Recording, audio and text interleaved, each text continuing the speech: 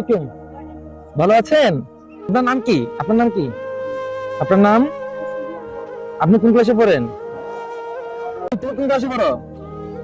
তুমি তিনটে পড়ো? আচ্ছা, আজকে কি বার বলো তো? তুমি বলো।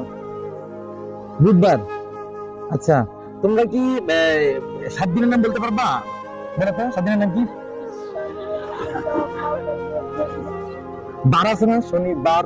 আপনি বলুন তো। মাশাআল্লাহ, একটা মনে ছুটে গেছে। হ্যাঁ, তো আপনার আপনার কোথায় পড়েন? মানদের প্রাইমারি স্কুলে পড়ে। একটু গিফট করি আপনাদেরকে। হ্যাঁ,